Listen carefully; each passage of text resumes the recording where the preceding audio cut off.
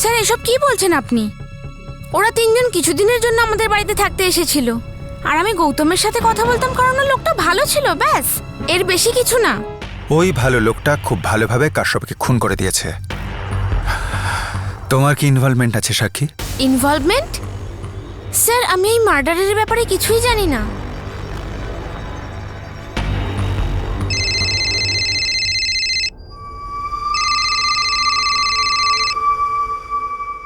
Hello hello, এই ফোনটা আমিই করেছি।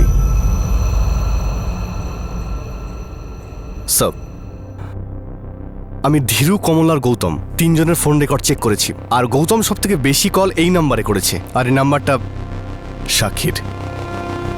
হ্যাঁ তো স্যার, গৌতমের কাছে আমার নাম্বার ছিল আর ও আমায় কল করতো, ব্যাস। এই দেখুন, খুনের রাতে 12:40-এ গৌতম সাক্ষীকে কল করেছিল। কাজ হয়ে গেছে, আমরা পালাচ্ছি। আর পোস্টমর্টম অনুযায়ী রাত 12:30 থেকে 1টার মধ্যে খুন হয়েছিল। বাস, এখানে আর কোনো জিজ্ঞাসাবাদ হবে না। তোমাকে আমাদের সাথে পুলিশ স্টেশনে যেতে হবে সাক্ষী। না না ইন্সপেক্টর সাহেব, আপনার নিশ্চয়ই কোথাও ভুল হচ্ছে। আপনি আমার মেয়েকে এইভাবে নিয়ে যেতে পারেন সব না। কথা পুলিশ স্টেশনে হবে কাবেরী দেবী।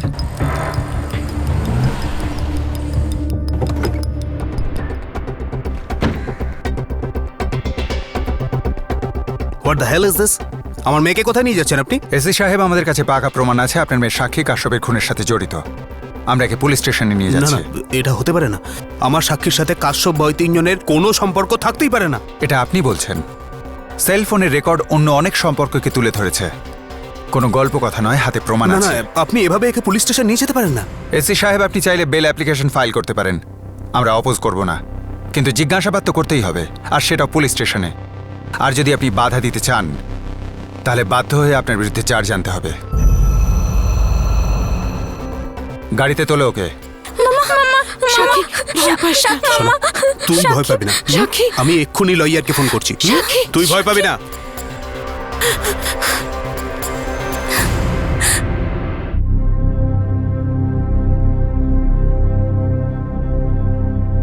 সাক্ষী, আমি জানি তুমি তোমার পাপা লয়ারের অপেক্ষায় আছো, তাই চুপ রয়েছ।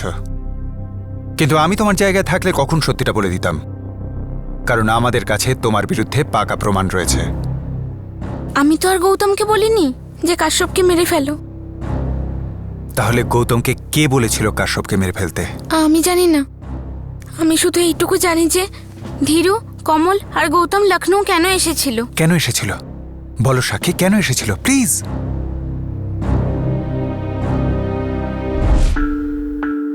গৌতমের সাথে আমার ভালো বন্ধুত্ব হয়ে গেছিল, আমরা একই বয়সে ছিলাম, ও আমাকে হাসাতো, আমার গৌতমকে ভালো লাগতো। কিন্তু তুমি আমাদের এখনো বলনি যে ওরা তিনজন লখনৌতে কি কাজে এসেছিল।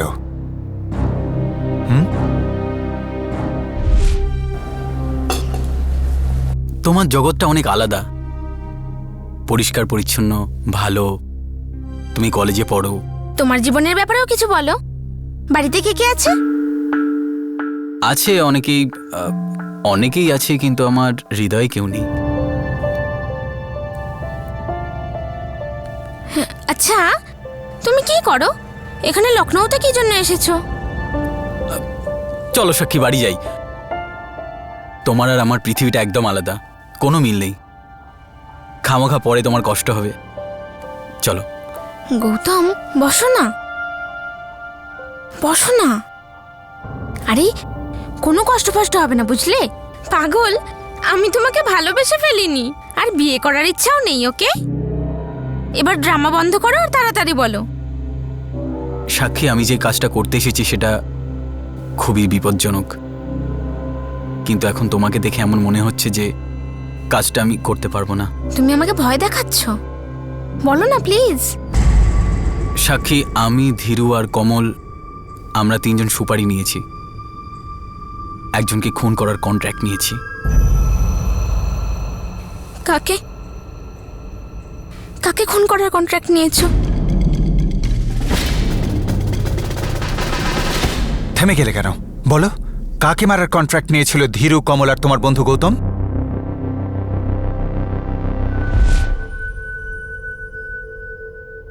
আমাদের তোমার মাকে মারার সুপারি দেওয়া হয়েছে। আমরা শুধু ঠিক সময়টার সুযোগ খুঁজছি। স্যার আমার তো বিশ্বাসই হচ্ছিল না যে ওরা আমার মাকে মারার প্ল্যান করছিল। আর তুমি তোমার সাথে গৌতমের বন্ধুত্বের সুযোগ নিয়ে ওকেই কাশ্যপকে মেরে ফেলতে রাজি করিয়ে ফেললে, হ্যাঁ? না স্যার, আমি এরকম কিছু করিনি। আমি তো শুধুমাত্র এই কথাটা গিয়ে আমার মাম্মাকে বলে দিই। এ তো সীমা ছাড়িয়ে যাচ্ছে। এই কাশ্যপ মানুষ না অন্য কিছু? আমারই বাড়িতে থেকে আমাকেই খুনে ষড়যন্ত্র করছে। মাম্মা, এগুলো আমাদের এক্ষুনি পাপাকে বলে দেওয়া উচিত। না, উনি এই কথাটা কোনোদিনও বিশ্বাস করবেন না। তবে আমরা এখন কি করব?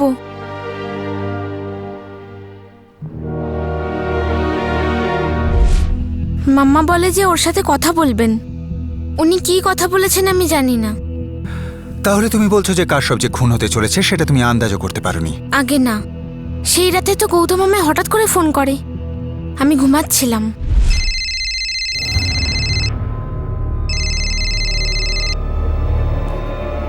হ্যালো, কাজ হয়ে গেছে, আমি পালাচ্ছি। কোন কাজের কথা বলছো গৌতম? ওটাই যেটা আমাদের করার ছিল। গৌতম তুমি এটা কি বলছো? Hello hello Gautam, hello.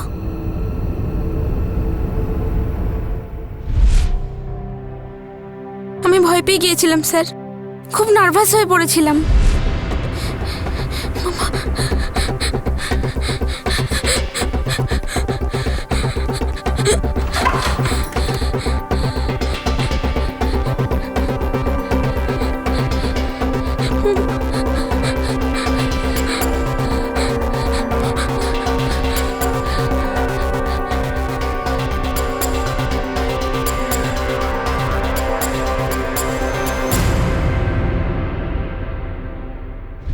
আমার মনে হয়েছিল ওরা আমার মাম্মাকে মেরে ফেলেছে, কিন্তু উনি তো শান্তিতে ওনার ঘরে ঘুমাচ্ছিলেন।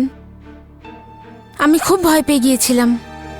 আমি এটা ভাবছিলাম যে কাজ হয়ে গিয়েছে সেটার মানে কি হতে পারে। তাহলে তুমি কি করে জানলে যে কাশ্যপকে মেরে ফেলা হয়েছে? আমি ওকে সারা রাত ফোন করতে থাকি, কিন্তু ওর ফোন সুইচ অফ আসছিল। কলেজ থেকেও ট্রাই করি, কিন্তু কন্ট্যাক্ট করতে পারিনি।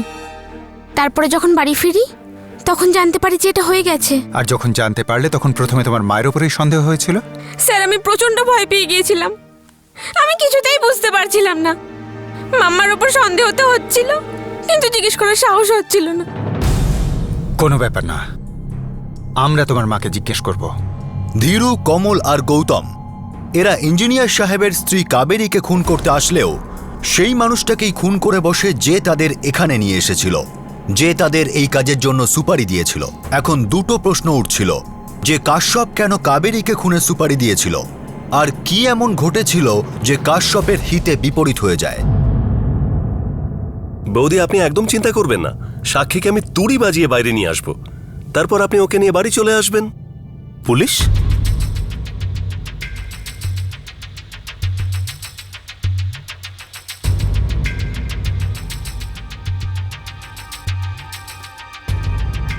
কাবেরী দেবী, আপনাকে আমাদের সাথে পুলিশ স্টেশনে যেতে হবে।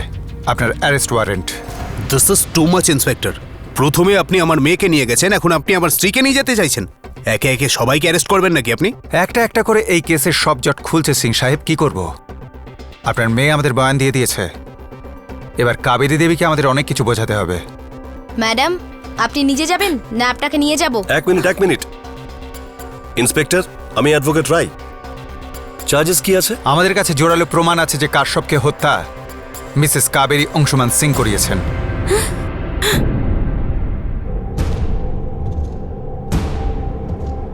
ওনাকে নিয়ে এসো।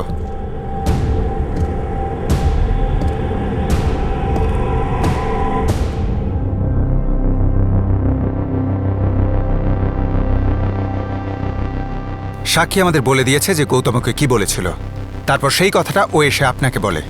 আপনি নিশ্চয়ই ওই তিনজনের সাথে কথা বলেছিলেন? আগে হ্যাঁ, আমি ওদের সাথে কথা বলেছিলাম, আর ওরা আমায় বলে যে কাশ্যপ ওদেরকে আমায় মারার জন্য টাকা দিয়েছিল। হরে হরে রাম, হরে হরে বংশী, এত কম করে করে জল দিচ্ছ কেন? তুমি কি আমার গাছগুলোকে মেরে ফেলবে ঠিক করে নিয়েছো? আর এটা দিয়ে জল দিচ্ছ কেন? পাইপ নিয়ে এসো না। ঠিক আছে বৌদি, আপনি যেরকম বলবেন, বেশি বেশি করে জল দেব। পাইপ লাগিয়ে নিচ্ছি ব্যাস।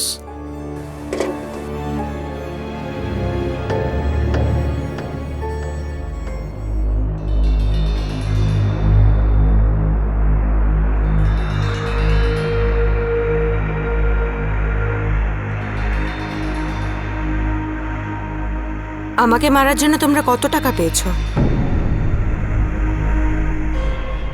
কত টাকা পেয়েছো? 1.5 লাখ, 3 জনকে 50,000 টাকা করে। আর কবে মারার প্ল্যান ছিল? কালকে রাতে। যদি আমি 1.5 থেকে বেশি টাকা দিই তাহলে? তোমাদের আমার একটা কাজ করতে হবে। আমার মনে হয় না যে এটা তোমাদের জন্য গুরুত্বপূর্ণ যে তোমরা কাকে মারছো। তোমাদের তো শুধু টাকার সাথে সম্পর্ক। ঠিক বলছি তো? দেখো, তোমরা যে 50,000 টাকা করে পেয়েছো সেটা তোমাদের কাছেই আছে। তার উপরে আমি আরো 1 লাখ টাকা করে দেব। কাশ্যপকে শেষ করে দাও।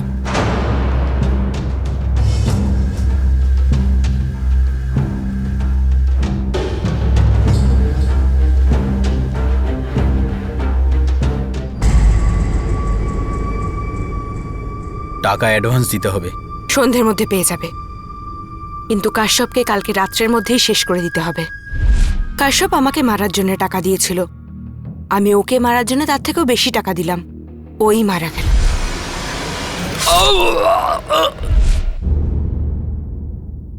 আপনি তাও কিছু গোপন করছেন কাবেরী দেবী। আগে না। আগে হ্যাঁ, কাশ্যপ আপনাকে মারতে চাইছিল কেন এটা আপনি ওকেও জিজ্ঞেস করেননি, আমাদেরও বলেননি। আমাদের মনে হচ্ছে কাবেরী দেবী যে আপনি কাশ্যপের ওপর কোনো ব্যাপারে ভীষণ বিরক্ত ছিলেন, রেগেছিলেন। সেই জন্যে আপনি আপনার মেয়েদের সাথে মিলে ওকে মেরে ফেলার প্ল্যান করেন। না না, একদম না। আমি দিব্যি খেয়ে বলছি যে আমার মেয়েদের কোনো সম্পর্ক নেই কাশ্যপের খুনের সাথে। শুধু আমিই কাশ্যপকে মেরেছি, তা না হলে ও আমায় মেরে ফেলতো। কিন্তু কেন? কাশ্যপের সাথে আপনার কি শত্রুতা ছিল? আমার স্বামী ওকে যেটুকু দিত তাতে খুশি ছিল না ও। ওর আরো দরকার ছিল, সবকিছু দরকার ছিল। কিন্তু আমার স্বামী এই কথাটা কোনোদিন বুঝতেই পারেনি যে কাশ্যপ ওনার চিন্তা ভাবনার মধ্যে আমার নামে বিষ ঢালছে।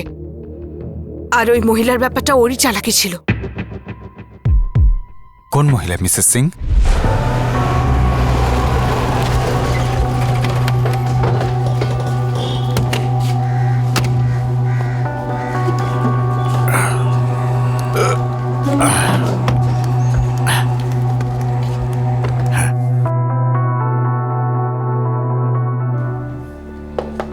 কাবেরী, সপ্তাহে মাত্র 2 দিন পাই আমি এ বাড়িতে। একটু শান্তি পেলে না খুব দয়া হবে। কিন্তু না, আমাকে দেখলেই তোমার কাশ্যপের সব অভিযোগ মনে পড়ে যায়। ব্যাস, তুমি কাজটাই এমন করো তো আমি কি করব? এবার কি করলাম আমি? সংসার খরচের টাকা তুমি ওই কাশ্যপের হাতে পাঠাও, আমায় গিয়ে ওর থেকে টাকা চাইতে হয়। এমন কথা শুনেছো কোথাও যে বাড়ির মালকিন চাকরের থেকে টাকা চাইছে? কাবেরী, এতটাও ইগো রাখা উচিত নয়।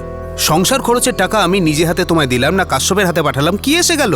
তুমি পেয়ে যাও তো। না পাপা, কাশ্যপ সব টাকা এনে তো আর মাম্মার হাতে দেয় না। আজকাল ও ডিসাইড করে আমি কলেজ ট্যুর যাবো কি না।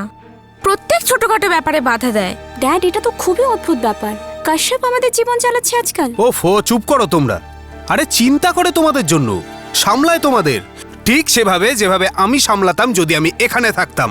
দেখো, আজকে তুমি পরিষ্কারভাবে এটা বলে দাও যে কি এমন দায়বদ্ধতা আছে তোমার যার জন্য নিজের জীবন, নিজের বউ, বাচ্চা সব ওই চাকরটার হাতে সঁপে দিয়েছো। কাবেরী, এবার তুমি সীমা পেরিয়ে যাচ্ছ।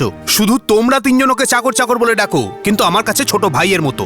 আর যদি সময় আসে না, ও আমাদের পরিবারের জন্য জীবনও দিয়ে দেবে। কিন্তু ছাড়ো, তোমরা ওর মূল্য কোনোদিনই বুঝবে না।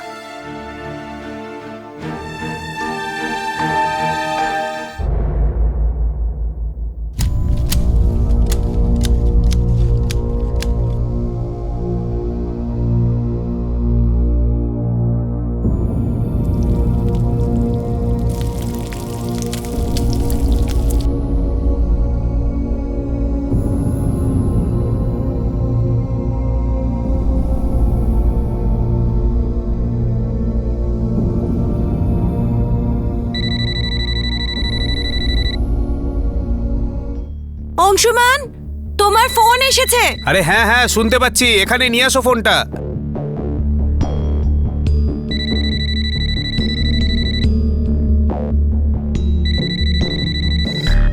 অংশুমান, অঞ্জু বলছিলাম। সরি এই নম্বরে ফোন করলাম। অ্যাকচুয়ালি তোমার অন্য ফোনটা সুইচ অফ বলছে। 1 মিনিট। কোনো অঞ্জুর ফোন এসেছে।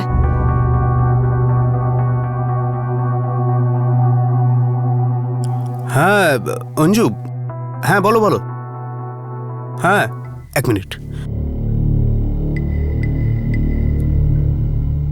অঞ্জু, আমি তোমায় বলেছিলাম না এই নম্বরে ফোন করবে না, আর সানডেতে যখন আমি আমার পরিবারের সাথে থাকি। আর্জেন্ট কথা ছিল এই জন্য ফোন করেছি অংশুমান, না হলে আমি কখনো কল করতাম না।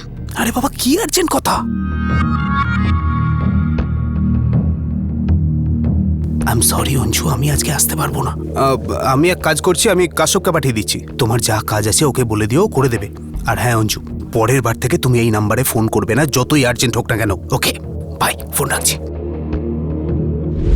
আমি জেনে গিয়েছিলাম যে আমার স্বামীর জীবনে অন্য মহিলা এসেছে। সেই দিনের পর থেকে উনি ওনার ফোন নিজের কাছেই রাখতেন, কখনো এখানে ওখানে ফেলে রাখতেন না। এই অঞ্জু কে? আমার স্বামী আমাকে বলতেনই না। কে অঞ্জু? ও আমাদেরই ডিপার্টমেন্টে ছিল, আমার কলিগ ছিল। মনে তো মনে হচ্ছিল ও অন্য কিছুই তোমার। দেখো কাবেরী, সোমবার সকালে না, সোমবার সকালে না, যখন আমি অফিস যাই সেখানে 5 দিন 5 রাত পাগলের মতো কাজ করতে হয় আমায়। কথা ঘুরিও না, কবে থেকে চলছে এসব? চুপ করো তুমি। আমি বলেছি না তোমায় ও আমার কলিগ ছিল, আর কিচ্ছু না। মিথ্যে। কি কি শুনতে চাও তুমি? যে আমার তোমার উপর বিতৃষ্ণা এসে গেছে তাই আমি নতুন অ্যাফেয়ার শুরু করেছি, তাই তো? ঠিক আছে, যদি এটা শুনে তুমি শান্তি পাও, খুশি হও, তাহলে ঠিক আছে, সেটাই ভাবো। এবার তোকে গাড়ি স্টার্ট করতে বলতে হবে নাকি? চল না।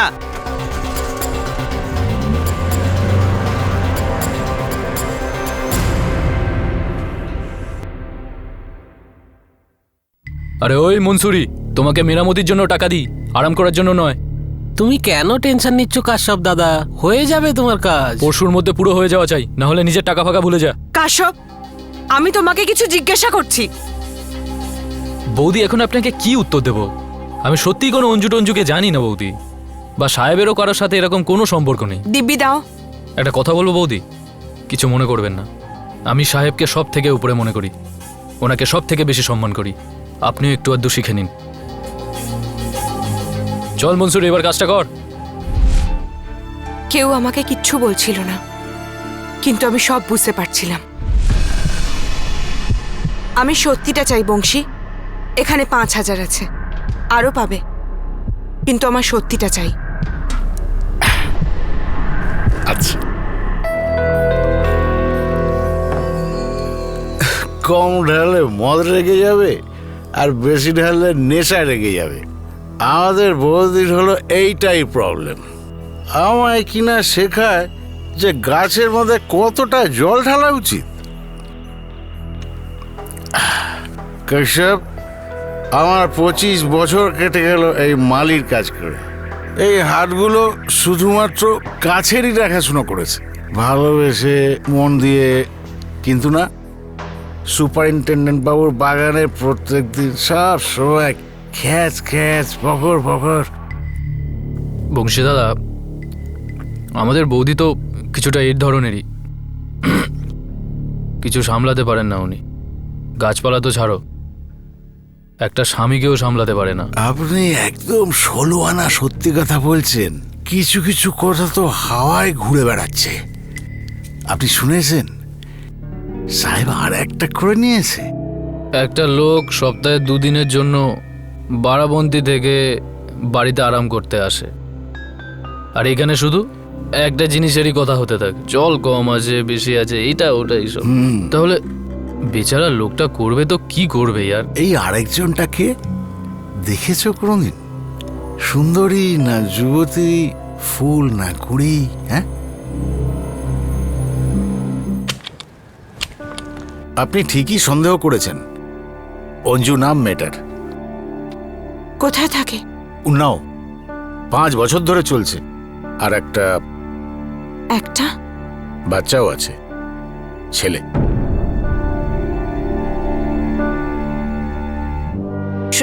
শুনছি কোনো বড় বোর্ডিং স্কুলে ভর্তি করেছে, আর পুরো খরচা সাহেবই দেন।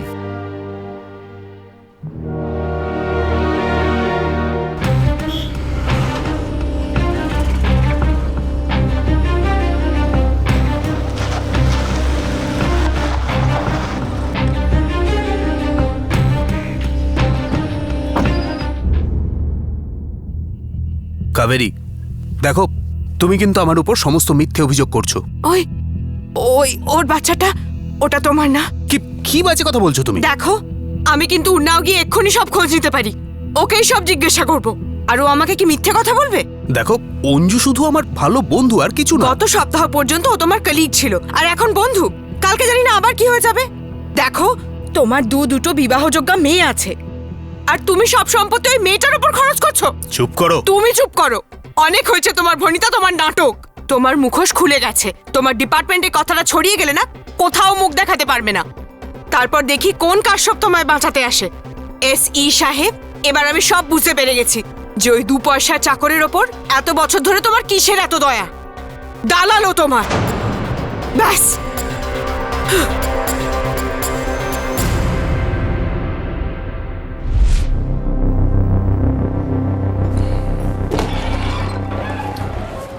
স্যার, আত্রলি গ্রাম থেকে খবর এসেছে ওই 3 জন ধীরু, কমল আর গৌতমকে ওখানে দেখা গিয়েছে।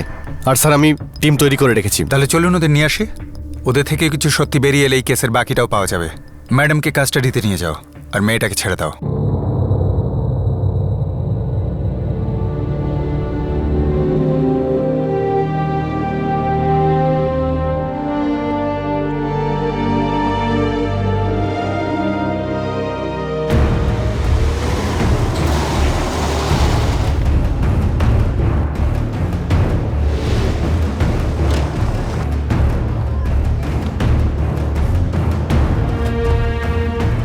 স্যার, এদিকে। এই নিয়ে এসো ওদের। ওকে ছেড়ে দিন স্যার, ওকে ছেড়ে দিন স্যার। চলো। আরে কিছু করিনি স্যার। আরে চল। আমি কিছু করিনি স্যার। চল সাহেব, চল সাহেব। চল কিছু করিনি। চল সাহেব, সত্যি বলছি ছেড়ে দিন স্যার, কিছু করিনি ও। স্যার, আমি আমার কিচ্ছু করিনি নির্দোষ। স্যার। ও কিছু স্যার, করেনি আমি কিচ্ছু স্যার। করিনি স্যার। ও কিছু করেনি স্যার, স্যার। আমি কিচ্ছু করিনি আমার স্যার। কথাটা কিছু শুনুন করিস স্যার। না। স্যার, আমার কথাটা শুনুন। নিয়ে যা। করিনি। চল, কিচ্ছু করিনি স্যার। চল একদম। আমি কিছু করিনি স্যার। চল করে বস। চল। চুপ কর। চল। কাশ্যপ খুন হওয়ার 1 সপ্তাহের মধ্যে তার 3 জন খুনি পুলিশ হেফাজতে ছিল, কিন্তু এখনও কিছু প্রশ্নের উত্তর পাওয়া বাকি ছিল। সুপারিনটেন্ডেন্ট ইঞ্জিনিয়ার সাহেবের স্ত্রী কাবেরীকে খুন করার জন্য সুপারি সত্যিই কি কাশ্যপ দিয়েছিল? আর ইঞ্জিনিয়ার সাহেবের জীবনে অঞ্জু নামে দ্বিতীয় মহিলাটি কে ছিল?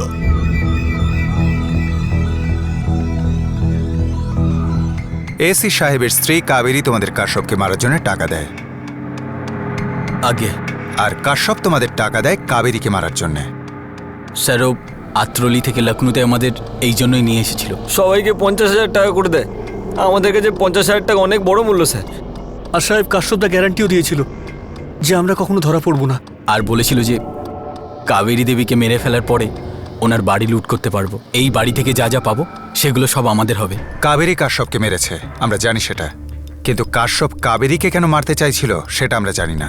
সাহেব, ও আমাদেরও বলেনি। তোমরা 3 জন পেশাদারি খুনি নয়, এটাই তোমাদের প্রথম অপরাধ।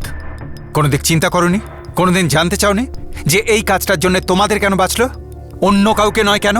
সাহেব, কাশ্যপ আমাদের চোখে অনেক বড় মানুষ ছিল। ও একটাই কাজ বলল আর একটাই দাম বলল। আমরা আর কথা বলতে পারিনি সাহেব। আর সাহেব, কাশ্যপদা তো এসি সাহেবকে পকেটে নিয়ে ঘুরতেন। ও সাহেব ওকে এত বড় জমি কিনে দিয়েছিলেন, সেখানে আমরা ওকে কি জিজ্ঞাসাবাদ করতাম? স্যার, অংশুমান সিং এর ফোন রেকর্ডস 2টো ফোনেরই আছে। খুনের রাতে এসি সাহেব কোথায় ছিলেন? স্যার, উন্নতে। হয়তো অঞ্জু নামের ওই মহিলার কাছে। উনি শেষ কল কাশ্যপকে করেছিলেন, আর এই কথাবার্তা 5 মিনিট চলে।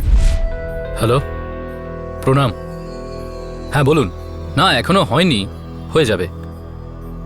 আমি বললাম তো হয়ে যাবে দাদা, আপনি ভরসা রাখুন, কাজ খুব শীঘ্রই হয়ে যাবে। গোবিন্দ, মনে হচ্ছে এই কেসটা খুব তাড়াতাড়ি ক্লোজ করতে পারবো। সব সূত্রগুলো মিলে যাচ্ছে।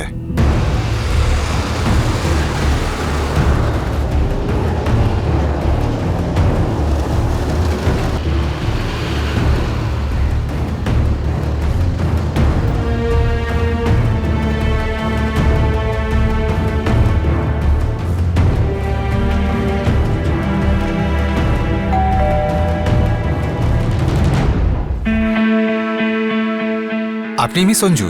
হ্যাঁ, কি ব্যাপার? আপনাকে আমাদের সাথে যেতে হবে। কিন্তু কেন? প্রথমে চলুন, রাস্তায় সব বলবো।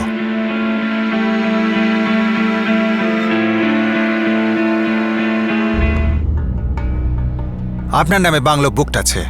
প্রত্যেক মাসে আপনার অ্যাকাউন্টে মোটা টাকার অ্যামাউন্ট ডিপোজিট হয়। আপনার ছেলের জন্য পশ বোর্ডিং স্কুলে টাকা দেওয়া হয়। লখনৌতে ওর নামে একটা ফ্ল্যাটও বুক করা আছে।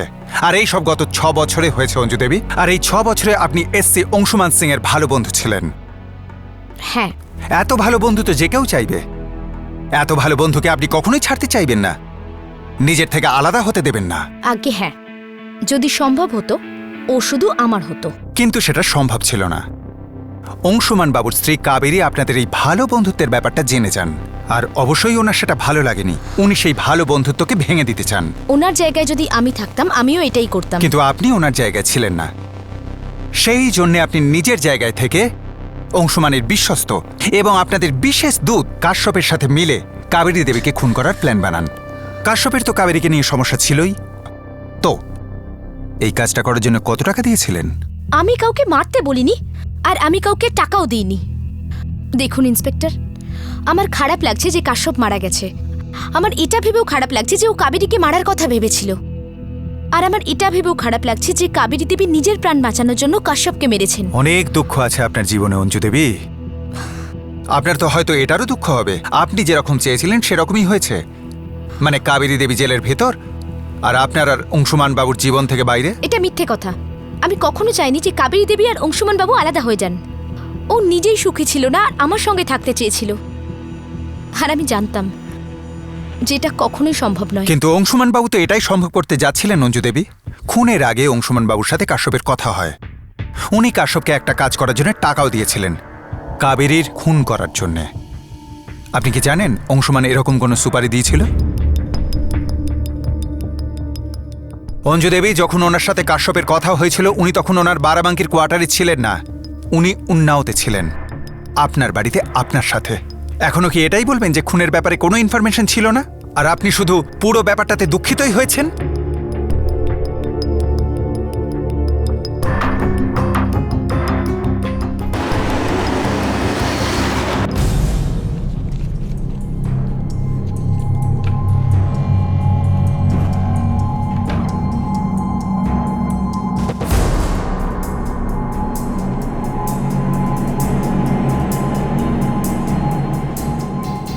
চলুন।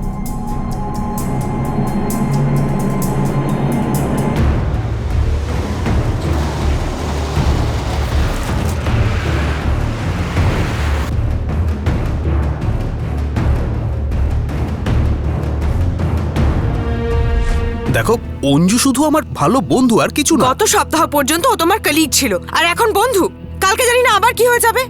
দেখো, তোমার দুটো বিবাহযোগ্য মেয়ে আছে, আর তুমি সব সম্পত্তি ওই মেয়েটার উপর খরচ করছো। চুপ করো। তুমি চুপ করো। অনেক হয়েছে তোমার ভনিতা, তোমার নাটক। তোমার মুখোশ খুলে গেছে। তোমার ডিপার্টমেন্টে কথাটা ছড়িয়ে গেলে না কোথাও মুখ দেখাতে পারবে না। তারপর দেখি কোন কাশ্যপ তোমায় বাঁচাতে আসে। এসই সাহেব, এবার আমি সব বুঝতে পেরে গেছি যে ওই 2 পয়সার চাকরের ওপর এত বছর ধরে তোমার কিসের এত দয়া। দালালো তোমার। ব্যাস।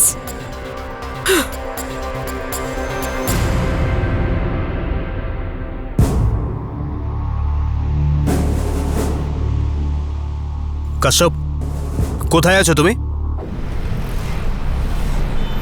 স্যার আপনি আমায় গুলি করে দিন স্যার। আমি এত বড় ভুল করে ফেলেছি। নেশার করে আমি বংশীকে সব বলে দিয়েছি স্যার। আর তখন থেকে তোর বৌদির মুখ বন্ধ হওয়ার নামই নিচ্ছে না। কথায় কথায় আমাকে অপমান করে, ভয় দেখায়।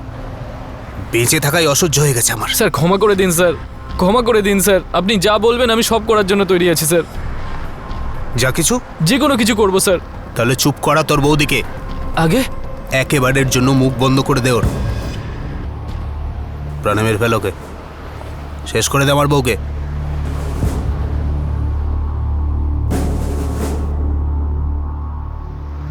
আপনি যা বলবেন স্যার।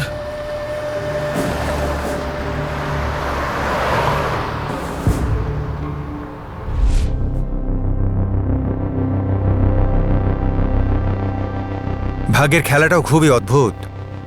আপনি আপনার স্ত্রীকে মারার জন্য কাশ্যপকে সুপারি দেন, আর কাশ্যপ এই কাজের জন্য 3 জন ফার্স্ট টাইম অপরাধীকে বাছেন। তারপর আপনার স্ত্রী কাশ্যপকে মেরে ফেলান, কিন্তু উনি এখনো বিশ্বাস করেন যে কাশ্যপ ওনাকে মারতে চাইতো নিজের ইচ্ছায়।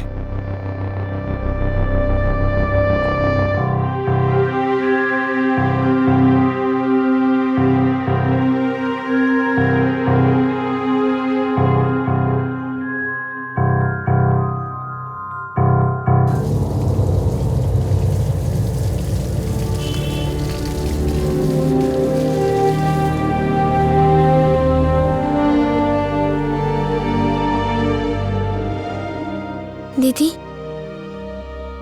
মাম্মা পাপার মধ্যে এত ঘৃণা ছিল?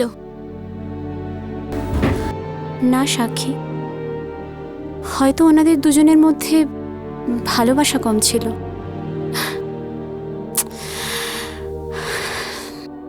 বিরক্তির আক্রোশে পরিণত হতে বেশি সময় লাগে না। প্রতিটি পরিবারই ভালোবাসা আর বিশ্বাসের ভিত্তিতেই দাঁড়িয়ে থাকে, কিন্তু যখন বিশ্বাসই ভেঙে যায় তখন ভালোবাসার বন্ধন কি করে সুরক্ষিত থাকতে পারে? এই কেসের আরও একটা দিক রয়েছে, আর সেটা হলো মালিকের কর্মচারীকে নিজের সহচর বানানো। আর এর ফলে মালিকের পরিবারে ঝড় ওঠাটা খুব স্বাভাবিক। সন্তানদের জন্য মা বাবা ভালোবাসা, বিশ্বাস আর অনুশাসনের এমন দুটো ভিত্তি যাদের উপর ওদের জীবন নির্ভর করে।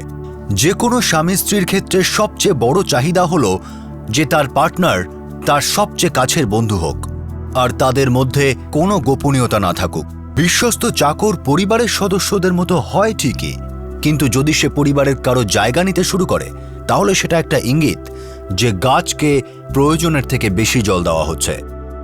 একটা গাছের অনেকগুলো ডাল থাকতে পারে, কিন্তু ডালগুলো চাইলেও কোনোদিনও গাছ হয়ে উঠতে পারবে না।